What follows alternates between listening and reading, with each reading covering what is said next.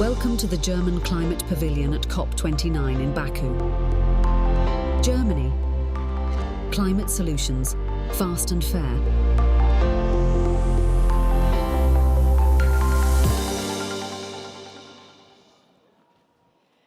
Good evening, everyone. It's nice to see you. Hello and welcome here to our side event beyond the Enhanced Lima Work Programme on gender and its gender action plan. What does gender-transformative climate action actually look like?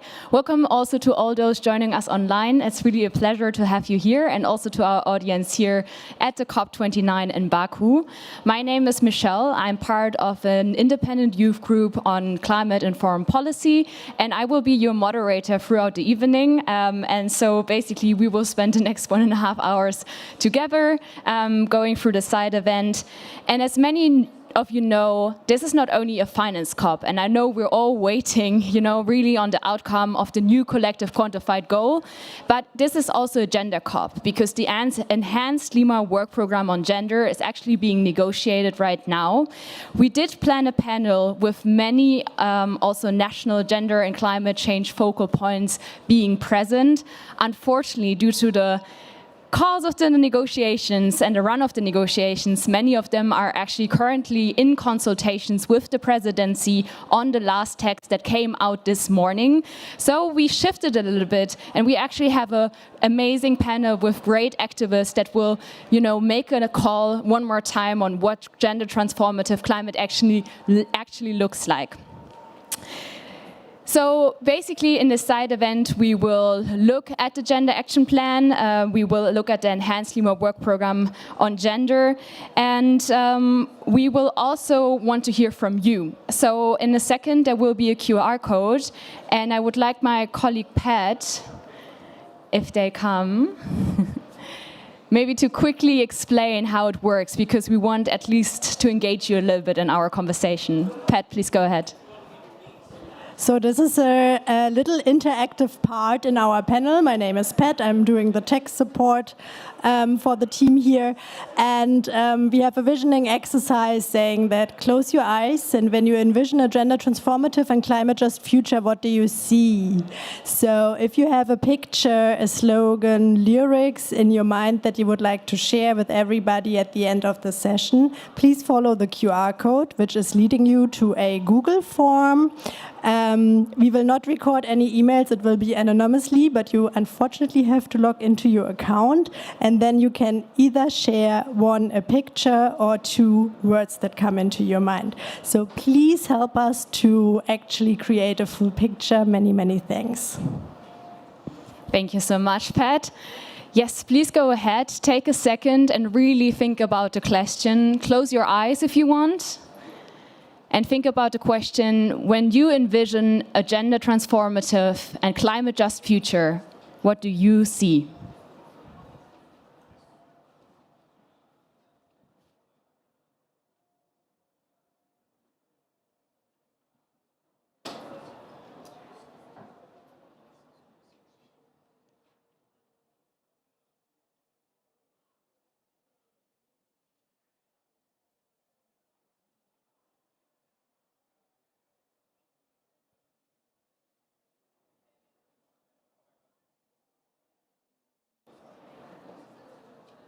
And when you thought about the question, please feel free to scan the QR code.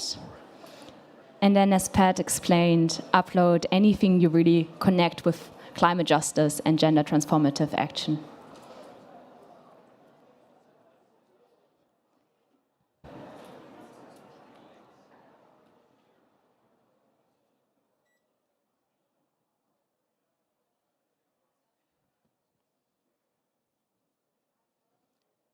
Please, also for our guests online, I hope you can see the QR code. If you can't, please still think about the question.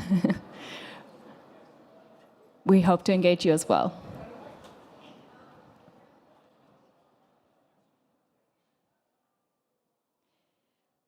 All right. I think we would then slowly get started. I hope everyone scanned and adds their last pictures and remarks. And then with that, I want to just tell you a little bit what this day or this evening session will look like. And actually, I'm really still happy that you're all here on this Gender and also Indigenous Peoples Day, which is really, really crucial. One day before the official part of the negotiations ends. But let's see about that. And I want to start by inviting Eileen Flores up to the stage here to me. Eileen is a 19-year-old youth climate activist from Mexico and also the founder of ONAME Mexico, an organization that works together with youth, young feminists, and also women. But she will tell you a little bit more about her vision, what gender transformative action actually means. Please welcome Eileen.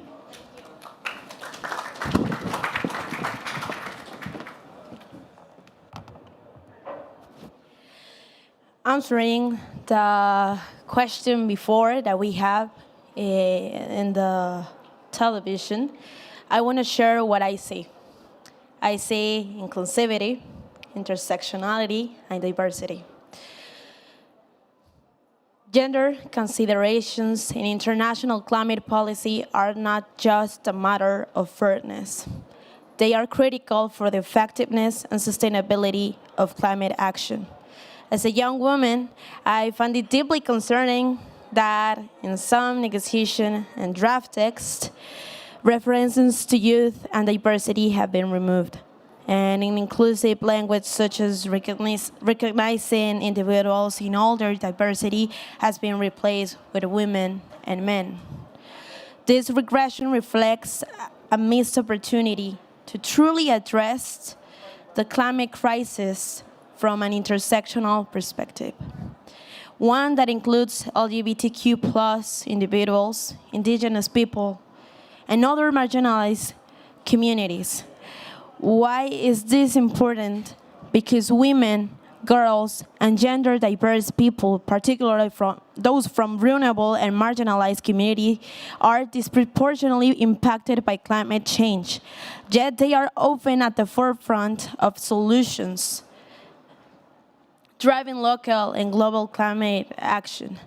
The exclusion of gender-transformative language, weak financial commitments, and lack of diversity of these spaces undermines the very goals of equity and justice that the climate agenda claims to uphold.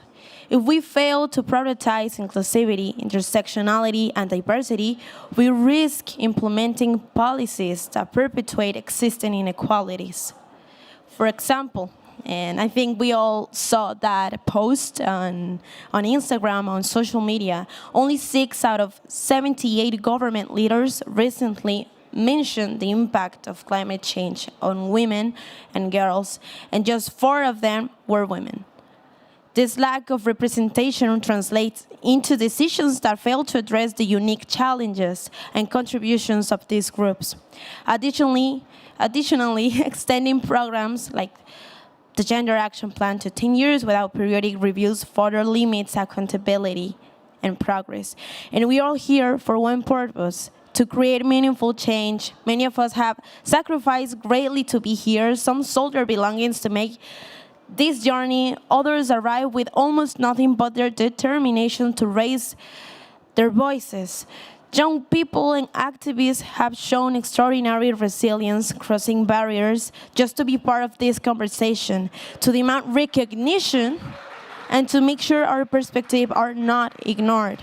This alone speaks volumes about the urgency and importance of these issues, but it's not enough to simply be present. We must open these spaces for all those women, for all those whose voices are too often silenced. If we fail to include gender perspectives, we risk leaving behind those most affected by the climate crisis. Women, girls, and marginalized communities are not just victims, they are leaders and solution makers who deserve a seat at the table. And I wanted to read this text because I think it's concrete. We don't have time. And I think more people deserve to be here where I am standing. But I really want to share this message because we are in a crucial moment at this as Michelle mentioned before, we are holding a lot of negotiations. We are expecting good results. Let's hope these words can bring that message to start working for all of us, for our wealth. And let's forget our own personal opinions. Just imagine all the people that are suffering outside. In Mexico, last years we had a lot of hurricanes, and my parents were victims of that. I lose my home in Acapulco because of that. And imagine just when someone calls you, oh God, I didn't want to, but imagine when someone calls you and tell you, like, your parents, we don't know anything about them. Imagine your parents being dead because of climate problem, because of hurricane. So I just wanted to spread this message. It's not about like politics and priorities of countries. It's about people. Right now my parents are fine, are great, so no worries about that. But it's just, let's just work, keep it going, and that's it. I just wanted to share this message, and thank you for being here. And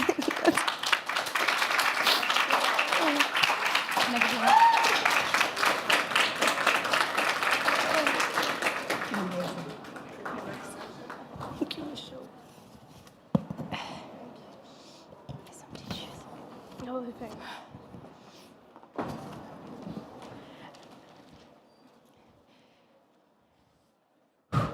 I need to breathe for a second. Thank you very much, Eileen, for your really powerful words and recentering us in these spaces that can get really technical, and where the realities of the people sometimes seem so far away from what we are actually negotiating. So thank you so much for really bringing us back to centering these negotiations on the people. I think this was a really powerful input with which you kicked us off.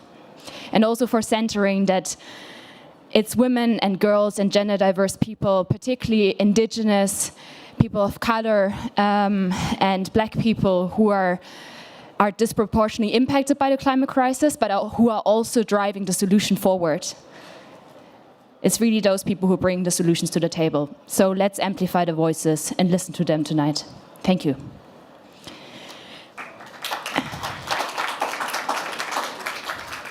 And with this, I would like to hand it over to Claudia. Claudia Rubio is with the Women Environment Development Organization, but she's also an amazing organizer because she's working with the Women and Gender constituency, leading the Gender Working Group, and really bringing a lot of different feminists together to also have an impact on the negotiations of the Enhanced Lima Work Programme on Gender and the Gender Action Plan. And Claudia will actually give us a little bit an insight on the current state of the negotiations. Over to you.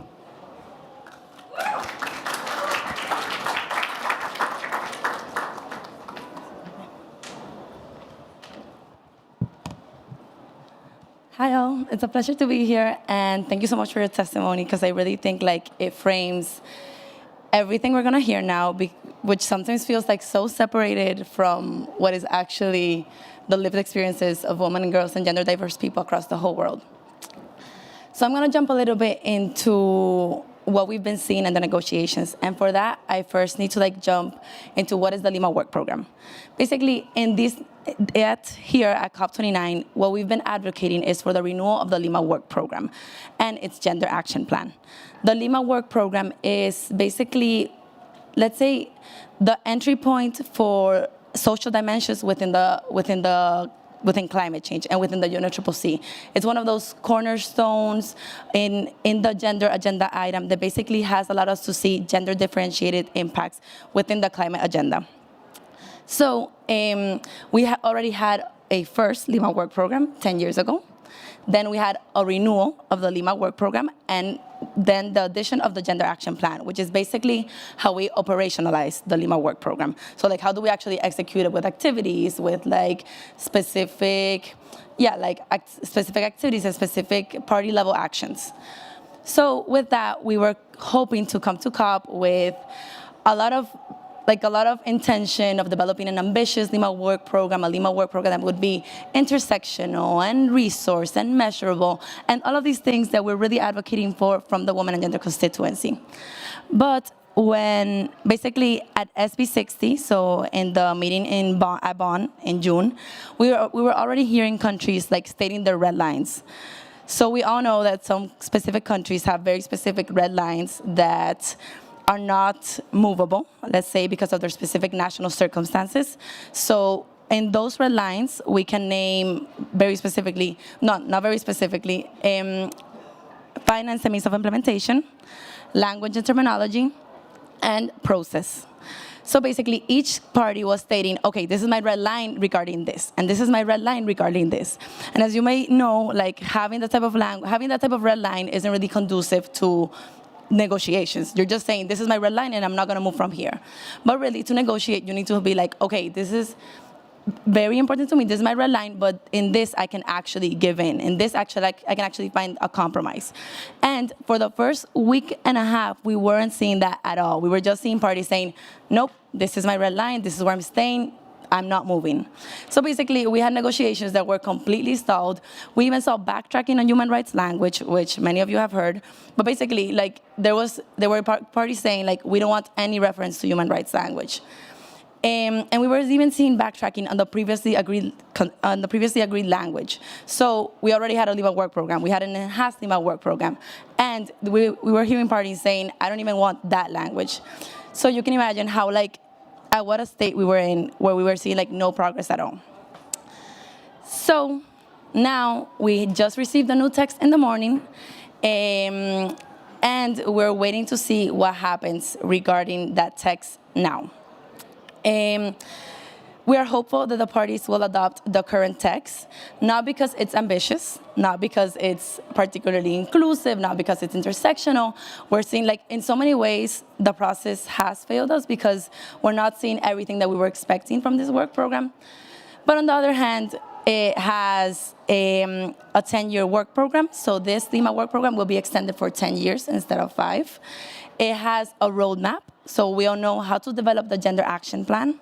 It says, okay, we're going to start at Bonn doing a workshop, and we're going to do this, and we're going to do this. And having that process at least allows us to actually advocate and actually plan ahead, and for parties to plan ahead, to, like, discuss the main issues that we saw here. And so basically, those are the positives. The negative is that, and basically, like, in the new draft text that we have now, there's no backtracking on human rights. There's no progress. So we're not saying, we're not considering intersectionality, we're not considering a bunch of things, but at least there's no backtracking. So right now, considering how the state of the negotiations have been, that is something that we, as the women and gender constituency, are thinking, like, okay, this is the reality of the situation. At least if we have a work program, we can work towards the gap. That said, like, it is important to recognize that there have been parties in the room that have really advocated for, like, strong language, and that have advocated for, each party has had, like, their own thing. We've seen, like, mentions of gender-based violence, of land rights, human defenders. Like, there really has been, throughout the drafts we have seen progress, and we have seen the interest of parties of carrying forth an ambitious work program. So that is to recognize. But on the other hand, we didn't really see gender as a priority until basically the pre-COP. And that a lot of it, the fact that it's now a priority is because of the women and gender constituency and all the advocacy that happened there. So considering that, that's basically where we are right now. We know that some issues remain. We know that we're still awaiting the final outcome. So this isn't really like, I'm not coming to you with a triumph story. I'm not coming to you saying, like, yay, we got it, because we didn't. It's still up in the air. Right now, there's consultations happening.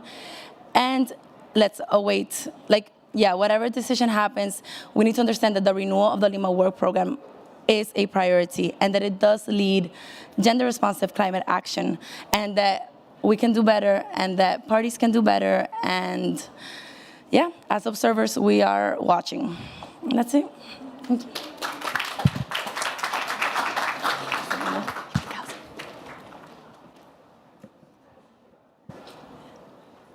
Thank you very much. Thank you so much, Claudia. You can actually come back and join me on stage. Yeah, that was the other part of the discussion. Thank you so much for your input. I think this was already a good insight in the more technical aspects. So Bao, we really had both. We had the centering at the beginning, now also the technical insights. And now we will go over in our panel discussions to dive a little bit deeper in some of the aspects that were just mentioned. So please feel free to come back and also for all my other panelists to join us on stage. So I want to welcome as well, I'm just going to sit here in the middle. And we have Claudia with us, who I just introduced. Then I also want to welcome Diego de Leon. Diego de Leon is the advocacy chair for the Out for Sustainability organization and also working with the Women and Gender constituency. Welcome. And then I also want to welcome Rhoda Dalang from the Cordillera People's Alliance from the Philippines. Please also join us on stage.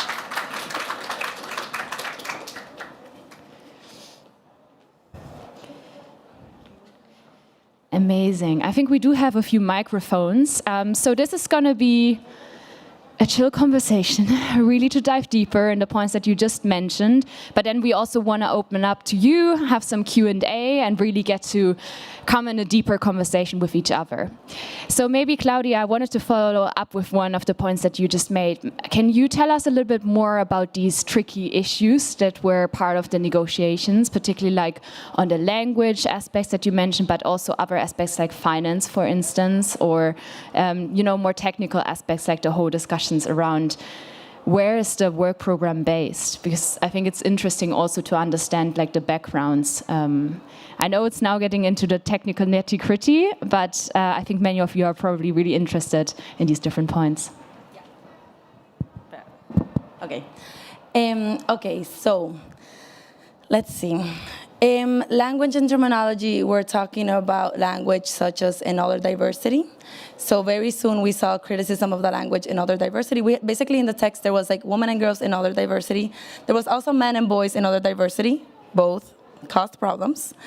So we did see basically an issue from the upfront with that, with language that was inclusive of all populations. So that's kind of, because certain parties, because of their national circumstances, don't agree with that language. So that was one of the things that we saw from the get-go. Or for example, sex disaggregated data versus gender disaggregated data, or like even the meaning of what is gender. So these were issues that came up throughout the negotiations, and you can imagine that when negotiating the Lima Work Programme on gender and the Gender Action Plan, having to discuss what is gender is actually quite hard to like get progress, to like make sure that we're having progress. So that's on the language and terminology. Then on the finance piece, basically there was like a discussion around where are we getting the finance? Is the finance room the one that's giving the finance, that's giving the gender responsive finance, or is it within the gender agenda that we're getting the finance? So basically that discrepancy means that some countries were saying we need finance within the gender room, and other parties were saying we cannot give finance. Finance corresponds to the finance room, and then we're advocating for gender-responsive climate finance within the finance room. So that is also a big discrepancy because basically, no matter what, a party is going to be like not satisfied, right? Like somebody's going to be unhappy, and a lot of the times in these negotiations we see that like some parties are not going to be completely satisfied with the solution. Then on process, we see the CMA, so basically the integration of gender into the Paris Agreement, because right now it is only in the COP, so within the convention. So basically, other parties were trying to like pass it into the Paris Agreement, and we also see on the timeline. The timeline right now is something that we've been always advocating for, and right now there's really no disagreement on it, but at some point it was a discussion like, will we have a timeline? And the idea was to like have like a 10-year timeline versus a 5-year timeline. So those are like the major, like the big topics, let's say, but we've seen discussions around everything, like the integration of I don't know, like in the discussions you really see like sometimes discussing over one word or one specific term, or like what's the difference between invites and encourages, requests, and like there's a lot of nuance in all of these negotiations, and that's also what we've been seeing. But those are like the major issues, and I'm sure my colleague Diego can also add to that if you want to. Yes, please go ahead. Please follow up to some of these additions, but maybe you can also get back to what Claudia mentioned before in terms also the language on intersectionality, multiple and intersecting forms of discrimination, because those were very much contested within the gender spaces. And I would really like to learn from you a little bit more why it's important to address also these different perspectives. Thank you very much. And I think, so Claudia mentioned this. The Lima Work Programme is a document that was discussed and adopted in 2014, 10 years ago. So you can imagine that in the lapse of a decade, things have changed. We have much more information. We have much better data. We have more understanding on the impacts of climate change on women and that woman is not a unit or a single monolithic structure, but there is diversity within that. And what we're trying to push in this new iteration of the Lima Work Programme, which will have a duration of another 10 years, it's to help two parties address those differentiated impacts based on cultural, geographic, ethnic, racial characteristics of both men and women.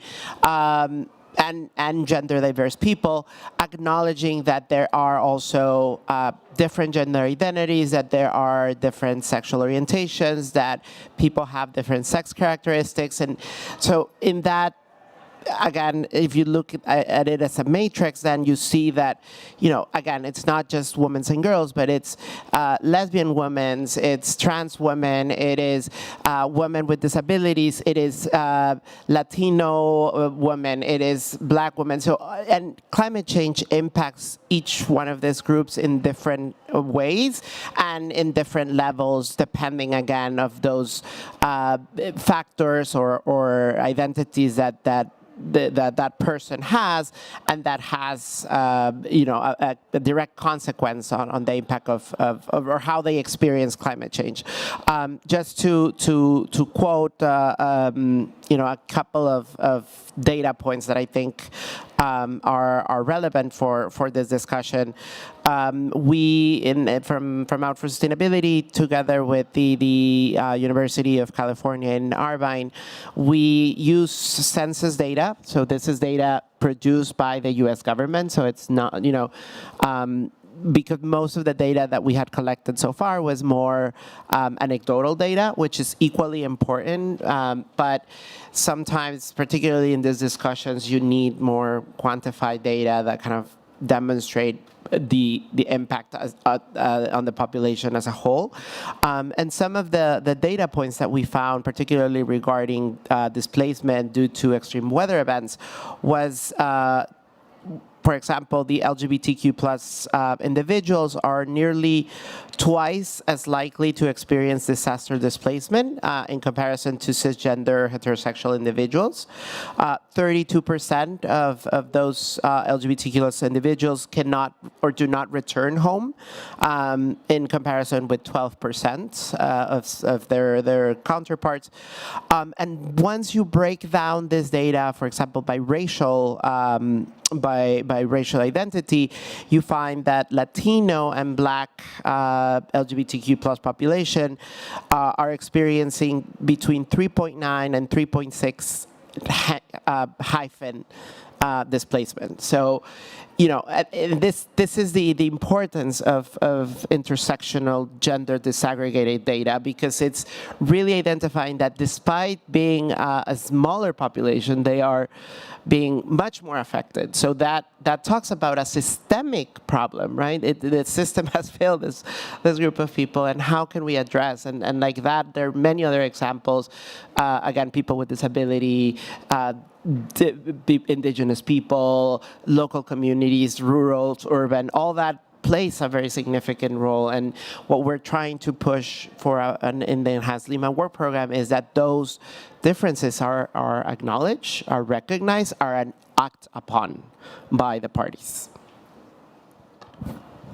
Thank you very much, on also highlighting the importance of data collection, gender disaggregated data particularly. There was also a high-level event actually today on transparency and gender, where I think you also made similar remarks, really like urging parties, because only if we have the data can we find meaningful ways to respond to the needs that are actually required. So I think that's a crucial point to mention here. That's something also the Lima Work Programme on gender needs to incorporate. I want to hand over to you in a second, but I also would like to welcome Erica on stage, who is already here. Please join us. Erica, yes, please give hands. Hello. Erica is a youth climate justice organizer with ANGRY, the Alliance of Non-Governmental Radical Youth. And maybe we will, firstly, I want to ask you a question and then come to you in a second, but I still want to welcome you here on the panel. Rhoda, I wanted to ask you the question, Diego just mentioned as well the importance of Indigenous representation. And today is not only Gender Day, it's also the day for Indigenous peoples here at COP. So we have heard from Claudia that actually environmental defenders were kind of taken out of the text on the Enhanced Lima Work Programme. It's not in the latest version that we've seen. How does this, what is the impact this has if it's not recognized in a text like this? And also, how do the rights of Indigenous peoples intersect with gender responsiveness in your activism and beyond? Okay. I think it should be on. Is it working? Can you just please remove my cell phone unplugged? Thank you. So thank you for bringing me in this discussion. I don't know if I feel so old with all of the young people around. Is it working? Yeah. Hello. So no, it's okay. You just have to unplug it. Thank you. When I was asked to be around, I would like to respond first on this question: what does gender transformative climate action truly looks like for Indigenous women? I belong to an Indigenous community in the Philippines, Indigenous peoples group in the Philippines, where there is some level, in many aspects, level of gender equality. You can see gender equality in much of the family life. Is it, Papa? I do not hear my voice. In much of the family life, in much of the economic life, both in the family and collectively as Indigenous peoples, there is this gender equality, and the bedrock for that gender equality is equal rights to land rights. It is the foundation of women's equal rights in many aspects of our lives. In terms of inheritance in land rights, the order of inheritance is by order of birth. So the first child gets the most productive land, whether men or women, because the first child is expected to care for the younger ones when our moms and dads will leave this world. So on that ground, that is exactly our proposal for this gender transformative, for a gender transformative climate action. It will start from equal rights to land rights, both as individuals and as collective peoples. That will be our that is our call, and that is always my call when I am being asked on gender rights concerns, to promote, respect, and protect the equal rights of women to land rights. I've seen it myself. I've seen it in my family. So I am a witness to how equal ownership to land is a foundation for equal rights in many parts of decision making in our family and in the community. Of course, there are many aspects and major aspects in the traditional, in our indigenous community, where there is really gender differentiation or gender differentiation of roles, and we may say inequality in relation to indigenous justice system, in relation to indigenous socio-political systems, which are largely men's domain. In terms of justice, so even cases of rape or sexual harassment, it is the men who are doing the who are addressing these concerns. Also, in relation to electoral politics, you can see very few women are there in the electoral politics and in relation to governance, the current state governance. So both in the political aspect in our indigenous socio-political systems, and both in the state modern governance system, indigenous women are less visible and less chance for their participation. What is the question again? What I'm going to? I made a long. Oh, perfect. Thank you so much also for this background. I just wanted to also ask on the aspect of environmental defenders, which used to be in the text but is now not in there anymore, and like maybe to hear some of your thoughts on the impact this will have for particularly vulnerable communities. In some of the text, I think they are maintaining indigenous peoples. But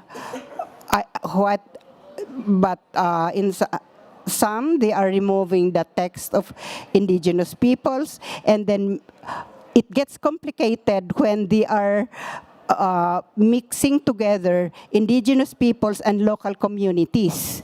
So it complicates the discussion, and I think many states do not understand the difference of indigenous peoples and local communities. So the tendency now is to remove altogether indigenous peoples and local communities in the discourse and in the text.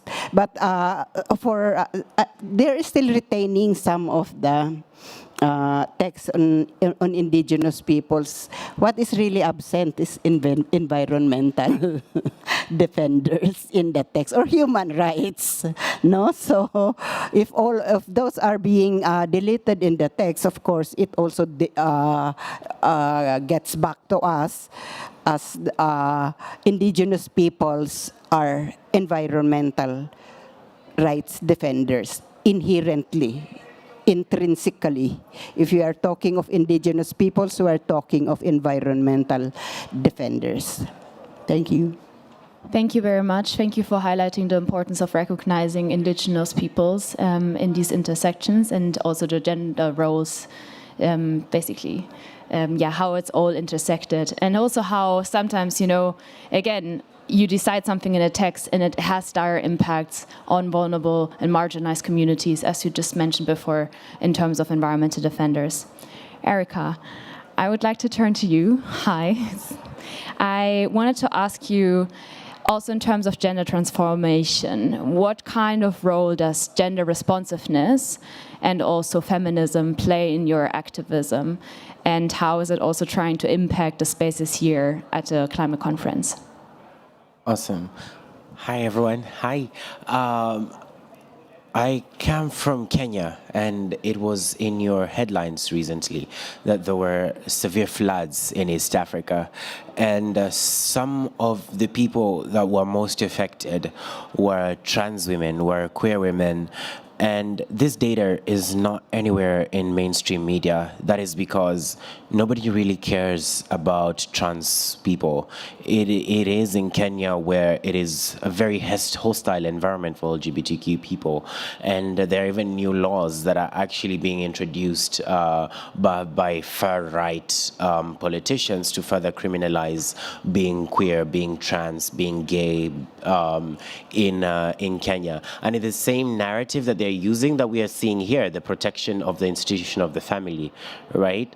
And coming from Kenya, where being queer does not even register on some of the on the minds of some of the people responding to the floods, for instance, and who responds to actually trans women being affected is us, it's community who come together to support fellow women, fellow trans women, especially from those economically disadvantaged, not economically disadvantaged, economically exploited communities. Those are the ones who are most affected. And the climate crisis exacerbates already existing social inequalities, and that is why we find trans women who are most affected. And coming to the negotiations, I think negotiating terms like women or women in all their diversity, I think it boils down to necropolitics. Because if you just include women, right? What does that mean for all the trans women, for the lesbian women, for the queer women who are disproportionately affected by the climate crisis? Where does that leave us? You know? Where does that leave, climate finance, we're disproportionately affected. Where does that leave us? Are we just left to die, And it is some of these actors that are further, making it hard for trans people to exist in our countries that are exacerbating these inequalities that lead us also to be disproportionately affected by the climate crisis. So coming into this space and then having to discuss whether women or women on all their diversity, it's not just semantics, it's a life and death situation for many in global South countries in the world who exist in not just within the gender binary, and it means something else as a trans person to just come and to debate your existence, it means something else, I may say, yeah. Thank you so much. Thank you, Erika, for joining us and also highlighting really the perspective of non-binary and also trans people. Really crucial aspect, and really make sure, it might be language in a text in all their diversity, but it really, again, impacts lived realities. And I think this is really the theme that we can see throughout our conversation today. I think before we will head into our second round of discussions and questions, and I also want to give some time for questions from the space. I also see that there's a negotiator joining us quickly from the different spaces. So maybe Anna would give you the microphone for a quick remark from the floor, or if you want to join us up here as well, I can move to the side on the current state of negotiations also from your perspective. Hi everyone, sorry for being late and sorry I missed a part of your contributions. It's really an honor to be here and thanks for organizing. I'm Arne, I'm part of the German and EU negotiation teams. I'm coordinating our work on including gender, ACE, human rights, indigenous people's rights. So we were just being consulted by the presidency on the way forward. as will be all the other groups. So they will be consulting all night, probably. What we've heard is that the text that I've heard you introduced a bit as well is basically the ultimate solution that we'll get here. This is somewhat disappointing for many parties. We think it's a compromise that is hard fought. I wouldn't say won, because it's not a win. We don't have diversity in there. We don't have misogyny mentioned. We don't have environmental defenders there. We don't have intersectionality there. All these ambitious concepts that we have been fighting for all year basically have been taken out. Having said that, the status of discussions from last week was still at a very different stage. So we were worried we wouldn't have any Lima Work Programme at all. We wouldn't have any continuation of the gender work by the Secretariat. We wouldn't have any travel funds, any capacity building. So I think at this point in time, taking that way forward that we have is probably the currently best outcome that we have. Return at SB 62 next year in Bonn and fight for an even more ambitious gap. I think that's currently the way we see it. We'll hear from other parties how they feel it. We've heard the plenary. There are some concerns about the current language. But again, I've mentioned the topics that we would have liked to see. So others will have to see and make their assessment whether it works for them as well. But at least it would be great to have all your support to make sure that we continue, because leaving next year without any work on gender under UNFCCC is just not an option for us. Thanks. Thank you so much, Arne, and thank you also for joining us. And I think this very much transitions also ourselves in the next round of questions, because I think now we looked back, we looked at what was negotiated here on the Enhanced Lima Work Programme on gender, but now we also want to look ahead, as Arne mentioned. Let's expect, hopefully, an outcome tonight on the work program, but then it's also about negotiating a gender action plan, which will potentially start at SB 62 and then go into final negotiations also at COP 30. So I really would like to ask, Claudia, what kind of expectations do you have for the gender action plan? What could this look like? What is the demand from the women and gender constituency for the ambitious action plan that Arne just mentioned? So I don't know if I would say like the expectation, but definitely like our demand is, first of all, that it's intersectional. Like that is something that we've been advocating for from the beginning of this process, and basically we've touched on it like in different points, but basically the fact that we're integrating other intersecting identities, that we're considering age, that we're considering race, that we're considering social class, that we're considering like all of these factors that can exacerbate gender climate change for everybody. So that's something that we really want to see like integrated into the gender action plan and integrated into the activities there. We're also hoping to have a gender action plan that is measurable. In the last one, we didn't really have indicators to guide us. So basically saying like, this is how we achieve it, this is how we'll know that we're achieving it. We had these general activities. So having more specific indicators will actually allow us to know how to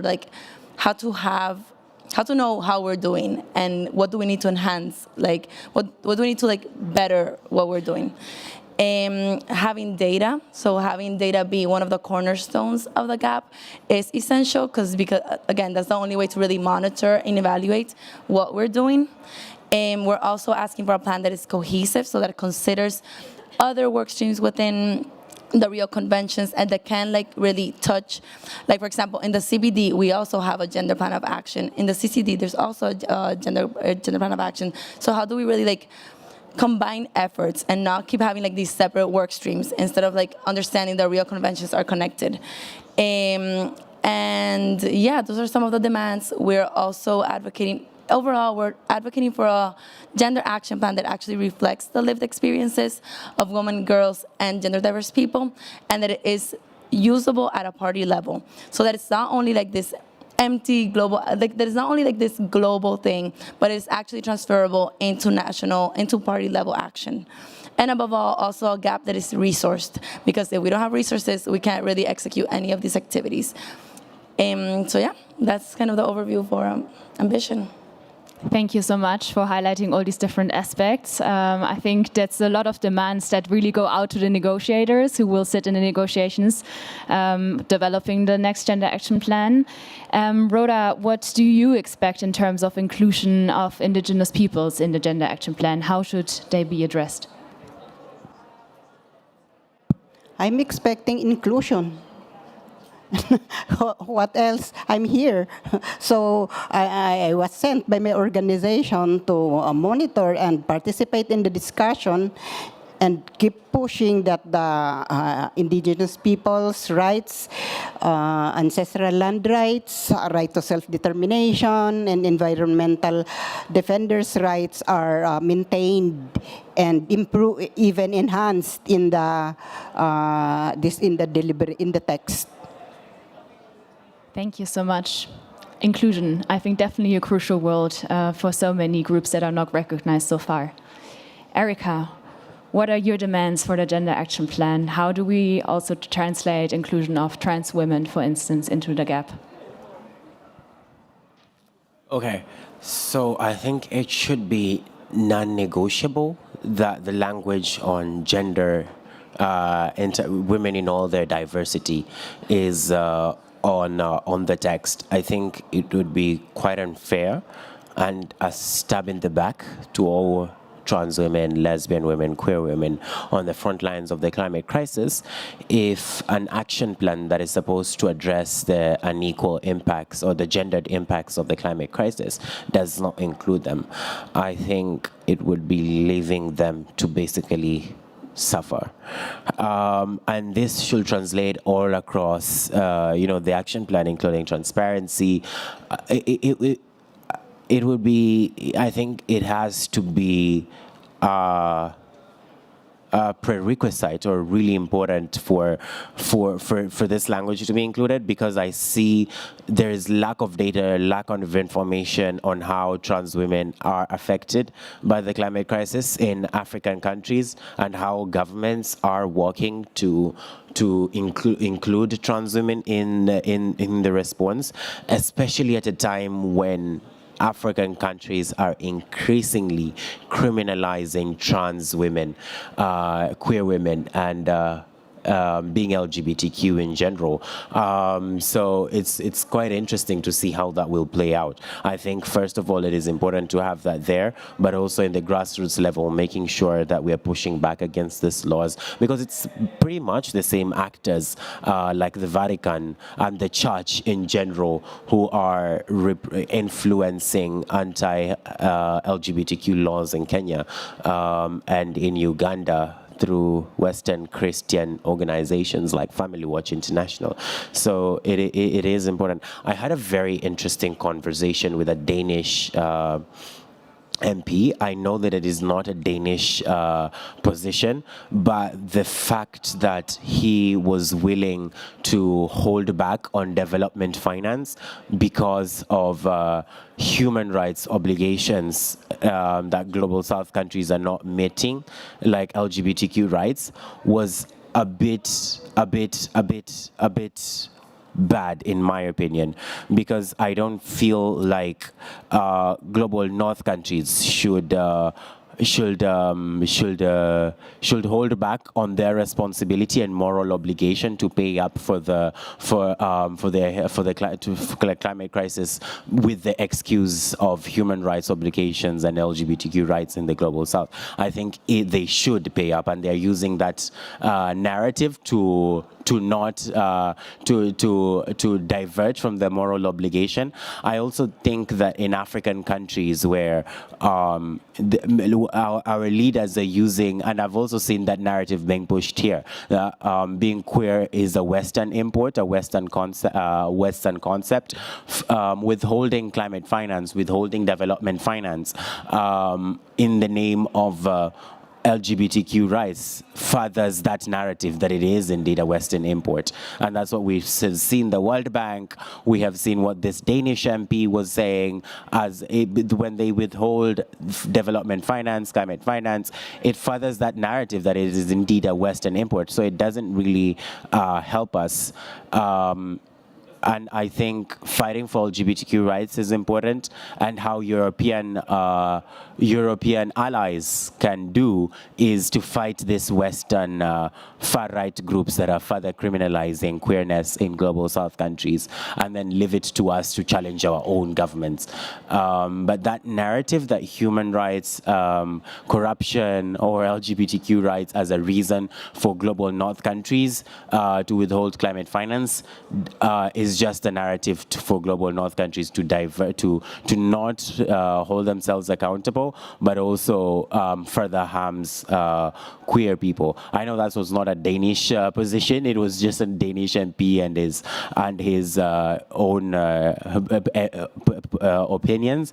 But the fact that these are people in power who influence policies, and this is how they think, is so weird. And me having given him my opinion, and then he says, no, that's not the best way to help LGBTQ people. And I'm like, hey, look, I'm the LGBTQ person. Let me tell you how to help me. You cannot tell me how to help me. You know, that's kind of weird, right?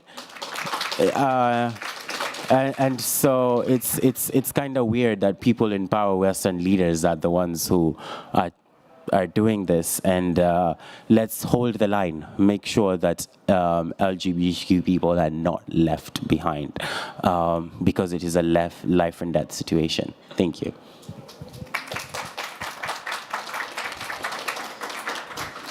I think this really, yeah, I can only think about this one thing, you know, everything that you said, but like particularly this one thing, you know, ask LGBTIQA+ people, and we will tell you what the best decision is in each individual context, because it's also very context specific. So it's really crucial to have these kind of conversations and also listen to these different perspectives. Thank you so much. Diego, I wanted to ask you also about the role of national gender and climate change focal points, if I may, because actually Germany recently got a new national gender and climate change focal point 2 weeks ago, and I hope to also note down some maybe, you know, recommendations how to work and collaborate together. I know that you've been following the negotiations, knowing many of these different focal points, so I'm really curious if you could tell us a little bit more about their role, but also like how activists are working with these different focal points to advance the work on the Gender Action Plan, for instance.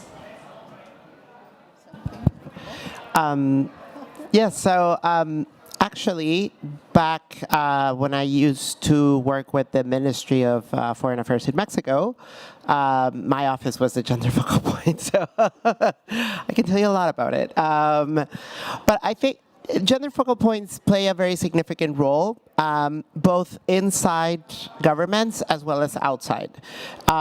Inside the government, they play a very significant role because they should,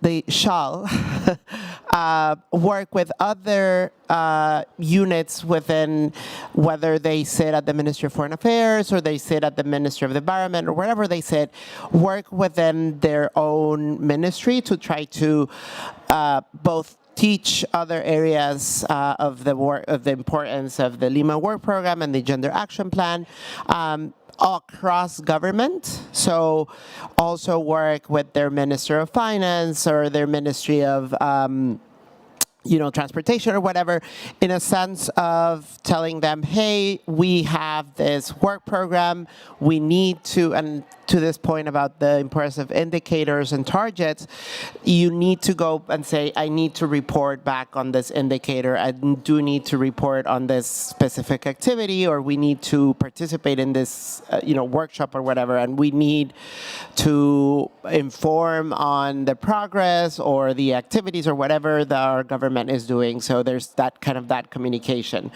And then outside, usually the gender focal point also should be responsible to connecting with civil society and with other relevant stakeholders and communicating this, because a lot of the activities of the Gender Action Plan, the previous iteration, and hopefully this continues to be the same for the new GAP, is a lot of it also requires participation of civil society. So they should have that also role of building bridges outside of the government and trying to bring their national civil society. In the case of Mexico, there was an interesting development, and that's a little bit ambiguous on the Gender Action Plan and the Lima Work Programme, but Mexico opted to develop its national Gender Action Plan. So the Gender Focal Point kind of served as the kind of coordinator of that plan, and it kind of replicated the priority areas of the GAP, but then bring them back to the national kind of circumstances and then the priorities and issues regarding or that are more important to Mexico, and then kind of adapt it and then kind of make a virtuous cycle for reporting. So I think it's encouraging to see the I don't have the latest statistic, but I know that the appointment of gender focal points have grown in the last couple of years, and I think that's a good sign, because again they play a very significant role both inside and outside of the government, and trying to create that just coordination. I think a lot of the challenge of the work of here at the UNFCCC is that it requires a lot of coordination. So if you actually have someone physically or like a person that's been appointed with that role and that responsibility, it does help a lot. Thank you very much. Yes, I think I can also speak from own experience. We, with the Youth and Climate Foreign Policy Working Group, have been also working now closely with negotiators like Arne, for instance, but also our new national gender and climate change focal points, which is really crucial, right? To have this access, to have young people also advocating for the inclusion of gender, not only in the Gender Action Plan and the Lima Work Programme, but also across all different negotiation tracks, right? You can look at how is gender addressed in the NCQG at the moment. You can look at the Just Transition Work Programme, the Global Goal on Adaptation. It really has to be mainstreamed, and that's why it's also such a crucial exercise, right? You need to basically be expert in all different fields to make sure human rights, indigenous people's rights, gender is really in there. And I think all of you are doing that kind of work, really making sure these lived realities also that we heard about today are reflected then on the technical level. So thank you so much. I would now like to hand over to the floor and our esteemed guest for any questions you might have to our panelists.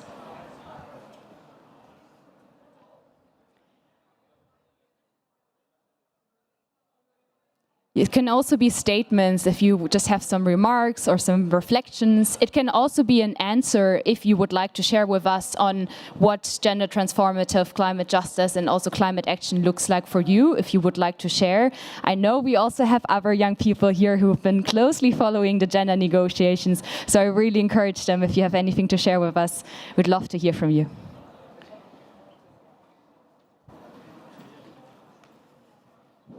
Thank you very much. Is it okay? Okay, thank you. My name is Paul. I come from Tanzania. We share same experience like my younger brother in Kenya. And what I just wanted to highlight, the issue of gender and the climate change, however we will try to demand with all forces, we may not get it at the time we are really in need of it. And the reason is just one. Most of these institutions work with the government. The institutions that support financially work with the government. And the people who are affected mostly are mostly trusting civil society organization or independent. The most challenge is most of projects which come to East Africa or to these developing countries are hard, solid projects, not on technical assistance to build the understanding, to build the capacity on the policy implementers. My request, if it is possible, let's invest first to create understanding into government, into communities, so that they demand themselves the rights they need. Other than to invest on hard, solid projects to people who do not even understand what are their rights. I don't know whether I'm making any sense to you. For instance, in my community, we still practice female genital mutilation. And this December, I have also been invited to participate, which I may not even be able to attend, just because of obvious reasons that I'm enlightened. Most of projects come there do not prepare the community. It is on other things.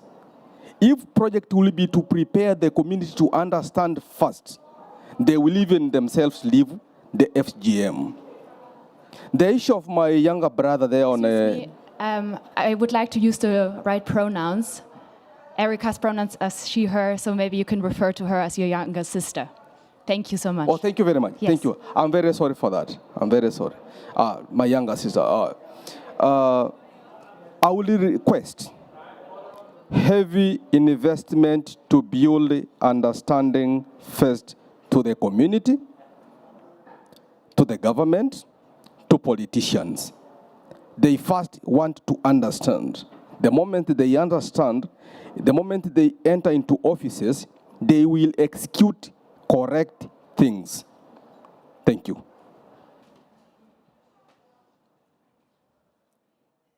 Thank you very much for your comments. If there's anyone who wants to respond, we can do that. We can also collect some more comments and questions, actually, to the panelists. Is there any more? Yes, please.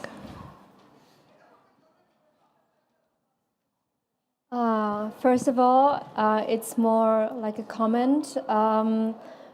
Thank you so much, Mick, for organizing this amazing panel, and thank you so much for the panelists.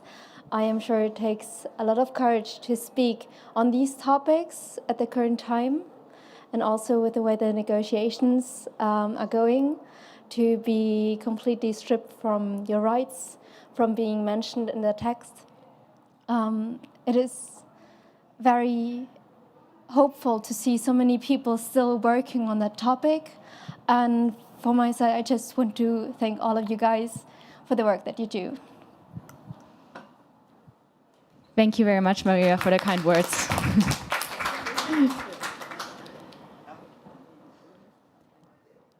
Are there any more? Yes. Yeah, do you want to please go ahead? Asking him if he wants to respond. Okay, all right. Then I think we look at the floor one more time, make sure that we covered any kind of statements, any kind of input, any kind of questions from your side. Yes, please go ahead. Actually, it's more for our negotiator, if there is some possibility to bring once again inside the women and environmental rights, human rights defenders at some point of the story, because actually it's since I started to work in the COPs, and we fight for having them in action climate empowerment. Now we were very happy to have them in the gender action plan, but now, so I don't know where we need to go further for finally to have this recognition of the women defenders, human rights in general in the COP. Can I respond directly? Thank you. Well, thanks so much. The short answer is I don't see that happening here. But let me give you maybe 2 sentences of background. I mean, we've been asking for it. Others have been asking for it. We received letters from parties to the Escazú agreement, also from the Aarhus agreement. There are mentions of environmental defenders, and so certainly we would have been trying to get it in. But I think my current understanding is the text is take it or leave it basis. Because again, if one paragraph would be opened, everyone would try to get other things in. So I think for the time being, but that doesn't mean that this shouldn't be mentioned. It just says we don't have the hook in the work program if it's agreed as is. But that doesn't mean we couldn't get an activity on this in the gap. And we'll definitely fight for that.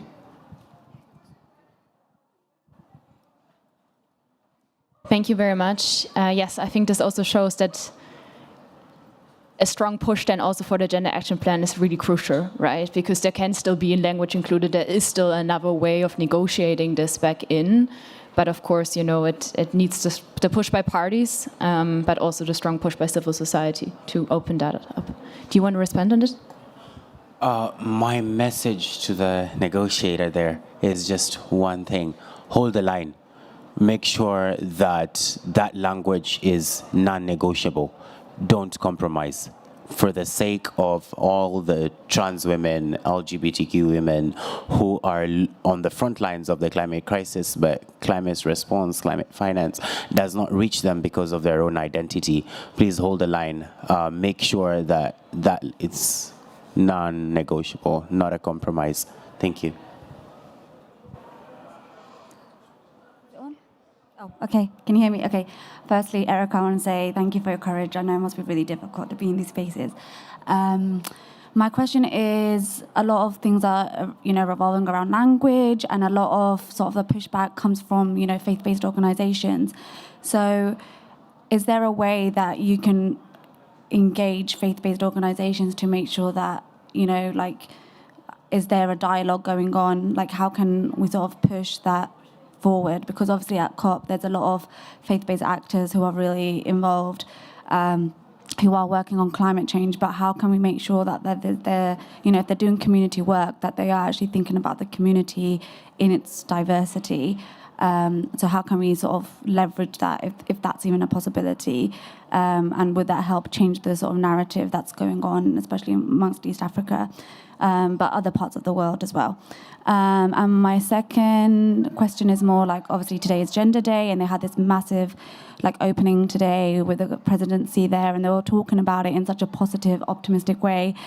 But then when you see what's actually happening, it's not great. So do you think there's when they present it, it's quite falsely represented, in the media? I just read the post that COP29 just officially posted, and so it kind of shows the world that they care about gender, and, we have an official Gender Day. They have all these high-level people coming in speaking about it, but they don't actually show that in negotiations it's not really taking, it's not at the forefront, and it's not being emphasized. So do you think that's also something else that we need to sort of look at and make it more transparent, so people who do talk at these high-level events and have this is where all the media is and everything, that they are aware that actually what's happening in negotiations is actually quite detrimental to the well-being of human rights? Thank you. Do you want to respond to the first question? Whew, that's a heavy question. I don't know. You don't have to answer.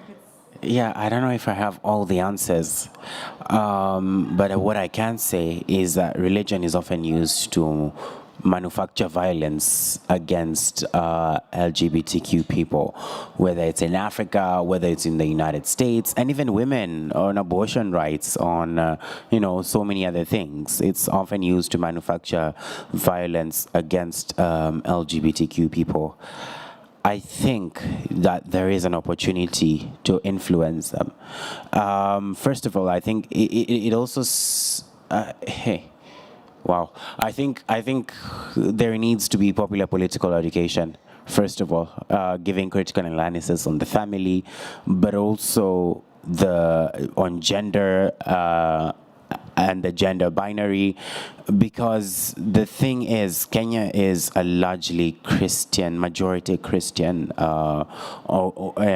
country, and so the only messaging they get is from the church on gender, on queerness, and anything else is blocked by the church. There's sex education in schools, mainstream shows, movies on TV that try and portray gender diversity are blocked by the church or heavily religious people in government. And so it really creates a situation where majority of the population only receive one-sided and biased information, and then that's what they only believe. So we need popular education to give different perspectives, and it's really hard when most of the mass communication channels are the ones that are controlled by the state or the church has influence on, and it's really up to us to build a mass base that gives this alternative perspective, but also building a civil society that actually understands this. One of the people that actually, I find it hard to engage in climate spaces myself because of how I even get misgendered by climate actors, even in civil society.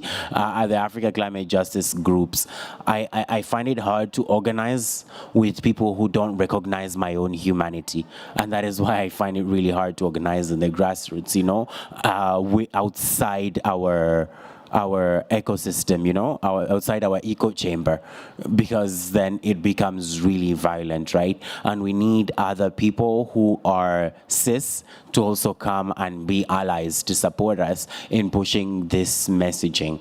The first time I found out about what being trans means was through mainstream media, and what I saw made me feel like, oh, that's not even something I want to be associated with, even though I knew that from a young age that I was a girl, you know? And so the first portrayal of it was like, ugh, that's kind of nasty. And people within my social circles also supported that kind of messaging. And I could see that. And so it kind of influenced me that way, but then I was exposed to other spaces that humanize being queer, being your true self. And I think if everybody experienced that, including the church, including people influenced by the church, I think that's really powerful. And we need to build channels that communicate it this way. I think that's the only way, that humanizing trans people. It's not some sort of Western concept. It's not some, in fact, homophobia, transphobia is the Western import. Yeah. Sort of leads to another question, sorry, that using sort of culture as this sort of excuse to sort of perpetuate like false narratives, because I was in Uganda and I was having a discussion, and it was, you know, their idea that homosexuality came from the West and it's there to undermine African culture. And also going back to the gentleman's point about FGM, and some people perpetuate it because they say it's a cultural practice, but just because it's culturally relevant or it has been doesn't mean it's an excuse for the practice to continue, if that makes sense. And so how do you think we can change mindsets when it comes to something so culturally embedded? I think the culture conversation is a bit more nuanced, because it needs us to go back and look at colonial times, because being queer is deeply rooted in African culture.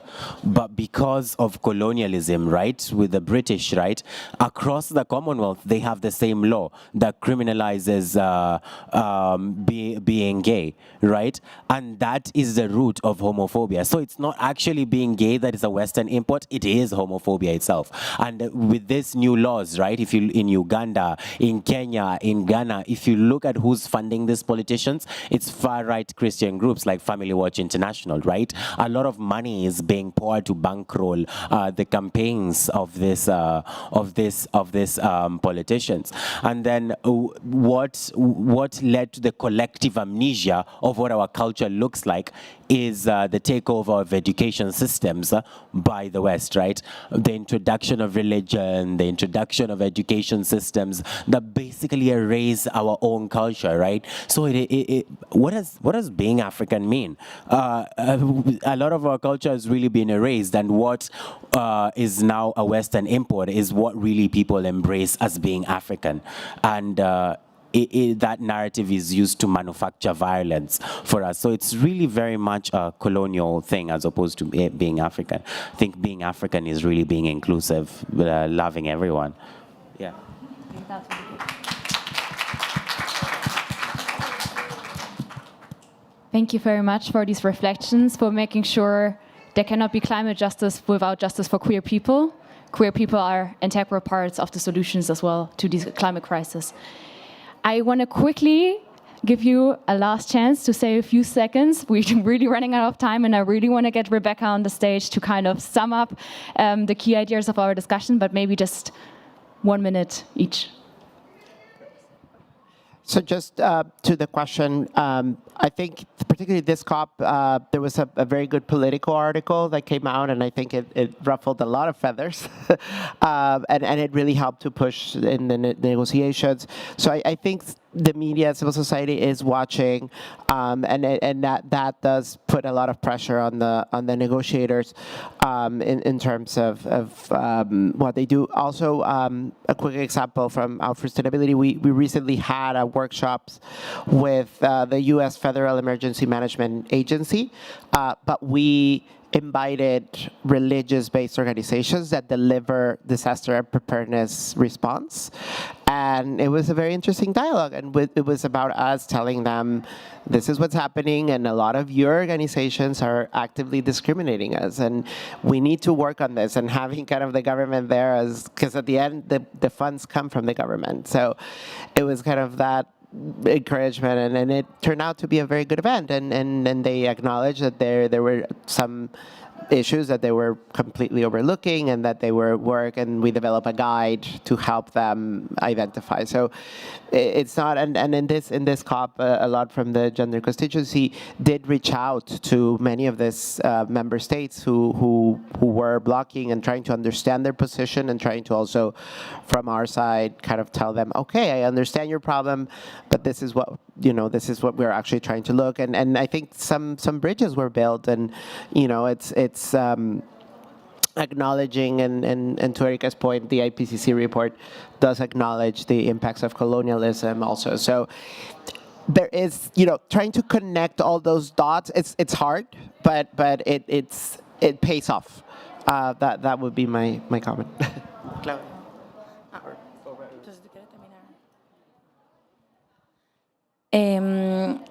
Just to quickly comment, I think the gender negotiations have demonstrated that civil society, when civil society comes together, we do really maintain a strong position, and we really do hold the line. And we saw so much how across constituencies we were saying we can't backtrack on human rights language, we can't backtrack on previously agreed language, we need gender rights, we need gender equality.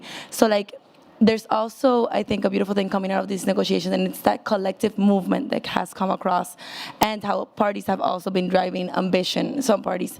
So I think it's a reflection also of what we can do when we are working in collective, and how to keep doing that now that we're going to have a gap, and that we have to develop a gender action plan that considers a lot of these elements: environmental human rights defender, gender-based violence, misogyny, as you were mentioning, a lot of these elements that we want to see in a stronger gap. So let's not give up on the good fight, and yeah.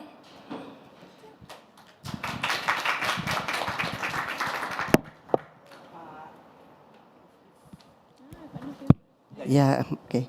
We deserve no less. Indigenous peoples, environmental rights defenders deserve no less.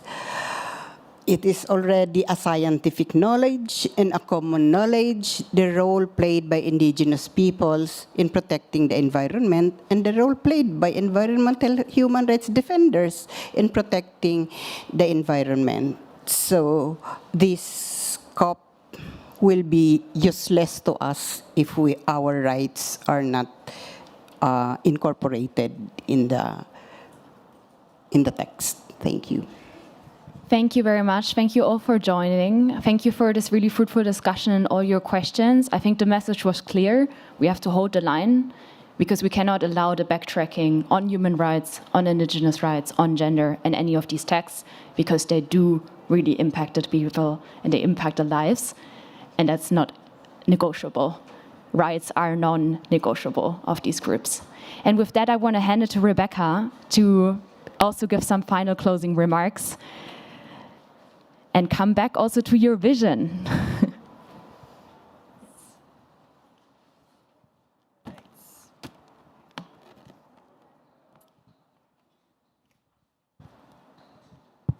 I don't know what that was that I just put on the floor. I hope it's okay that I moved it. So hi, everybody. My name is Rebecca Heuvelmans. I work for Women Engage for a Common Future, and I'm part of the Women and Gender constituency as well. So at the press conference, right at the start of COP, I started my intervention by talking about how I would love for everybody to envision that photo that was taken of all of the world leaders, right? Do you remember that photo?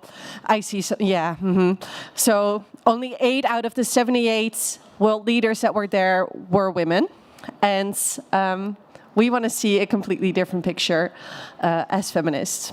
So during Gender Justice Day, which we celebrated on Monday the 18th, because we feminists are stubborn, and we thought, you know, a gender day right at the end of COP. That's not going to cut it for us. We need another day. And there we asked participants to do a similar exercise as you just did in this event. And we asked participants to imagine what a feminist future looks like for you. And so we did that exercise just with Post-its, and now I'm really curious to see what you all have put together with your inputs at the beginning of the event. So I would kindly like to ask the organizers to put it on the screen. Look at that, right? So I see a couple of different things. I see, for example, justice and care for all. LGBTQI+ flags. I see a photo, full funded, fair, fast, feminist forever, which was a protest last year. I see quotes from a song. I see a protest photo back in New York during the climate march. I see the Gender Just Climate Solutions ceremony that was just yesterday, and a bunch of other things. And I don't know about you, but I'm kind of liking this picture a lot more than the one that I first pictured. And that's also kind of what I want to start my closing remarks on. It's a hard exercise to continue to envision a future when we've been witnessing such a painful process here at COP. So as Nada from the Women and Gender constituencies just said in the People's Plenary, our rights are treated as red lines. And we've had to hear parties contemplate our basic human rights. We've had to see them using gender as like an option or something that they want to delete. They wanted to delete previously agreed language. And we see this as a troubling global pattern where hard-won gender equality gains are being structurally challenged across multiple international spaces. And that is why it's more important than ever to maintain strong rights-based language in climate agreements to protect gender-responsive climate action. And whilst we grapple with the potential reality, right, that we will not have the ambition in the Lima Work Programme in gender that we really want and that we need, that should not stop us from envisioning that future. And you can see glimpses of that future even here at COP. So, for example, just yesterday, WCF and the Women and Gender constituency organized the Gender Just Climate Solutions Awards, which really celebrate some of these key people that put climate action, gender equality, women's leaderships all up in one bundle. And we had an incredible celebration with the 3 new winners from Brazil, Mozambique, and Tajikistan. And that's really what it's about. And besides that, I also feel the feminist space right here at COP. It's the hugs after you just walked out of terrible negotiations. It's getting a quick wrap because I was hungry and somebody's like, okay, please eat this before the event. It's taking care of each other. It's the leadership that Claudia has shown in the gender working group. And that's what will keep us going in this space. And I would love for you to join us as we continue to push for a gender action plan that better represents what we need. We want it to be intersectional. We want it to be inclusive, measurable, cohesive, and resourced. So join us as we will try to build that gender-just, climate-just future that we envision. Thank you.